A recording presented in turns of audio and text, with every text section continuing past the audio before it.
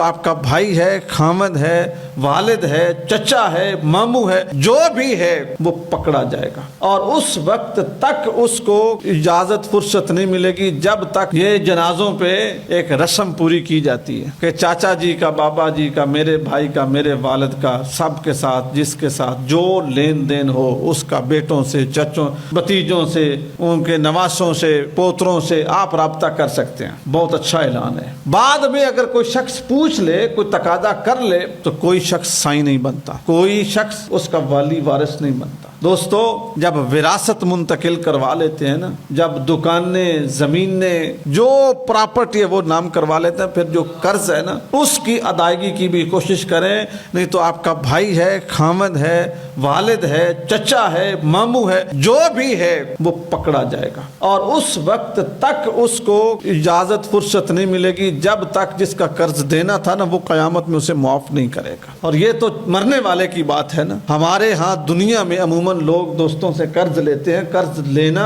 اجازت ہے اسلام میں، قرض دینا ثواب ہے ضرورت پوری کرنے کے لیے، لیکن کئی لوگ قرض لیتے ہیں، جب دینے کا موقع آتا ہے نا واپسی کا، تو ان کی نیت میں ہوتا ہے کہ میں نے اس بندے کو ذلیل کرنا ہے، کیونکہ کوئی ایسا طریقہ نہیں ہے کہ واپس لے لے۔ اگر وہ سختی سے مانگتا ہے لوگ ہنس دیتے ہیں، مذاق کرتے ہیں۔ عزت دار بندہ تو مانگ ہی نہیں سکتا، میں واللہ صحیح بات، عزت دار بندہ مانگ ہی نہیں سکتا۔ ایک بار یاد کروائے گا، دو بار یاد کروائے گا، وہ تو چہرے پہ تیوری ڈال کے مانگ ہی نہیں سکتا۔ اور اگر کوئی سخت بندہ کو ڈنکا سوٹا لے کے دروازے پہ چلا جائے تو الٹا اہل محلہ اسے بےعزت بھی کرتے ہیں، اور پھر اس کے اوپر ہی ممکن ہے کوئی اغوا کے، قبضے کے، تشدد کے کیس بھی ہو جائیں، وہ بیچارہ اور پھنس جائے۔ تو کچھ لوگ قرض لیتے ہیں، پھر نیت کرتے ہیں کہ میں نے نہیں دینا۔ رسول اللہ صلی اللہ علیہ وسلم نے فرمایا جو اس نیت سے قرض لیتا ہے نا کہ میں نے واپس ہی نہیں کرنا، فرمایا قیامت کے دن خدا کی کچہری میں چور بن کے آئے گا۔ حالانکہ چوری اس نے کی نہیں ہوگی، اس نے سامنے لیا ہوگا، کھایا ہوگا، استعمال کیا ہوگا، ضرورت پوری کی ہوگی، نیت یہ تھی نا کہ میں نے اب دینا نہیں ہے، اس کو کر لے جو کرتا ہے، فرمایا چور۔ اور پھر فرمایا کہ تمہارے اوپر اگر جتنا بھی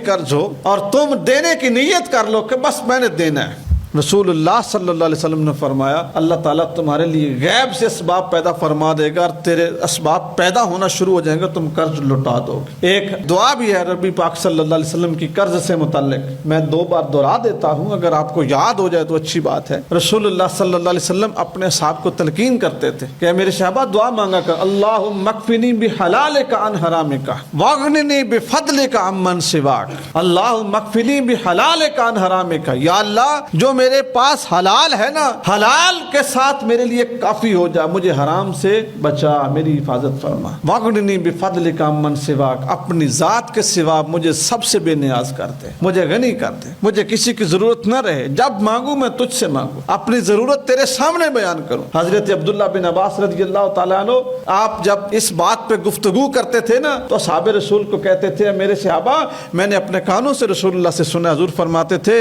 تمہیں اگر اپنی اونٹ کی نکیل کے لیے رسی کی ضرورت ہو پھر بھی اپنے رب سے مانگو، تمہیں اپنی ہنڈیا میں سالن میں ڈالنے کے لیے، ذائقہ ٹھیک کرنے کے لیے نمک کی ضرورت ہو وہ بھی اپنے اللہ سے مانگو، تمہارا رب تمہارے لیے اسباب پیدا کرے۔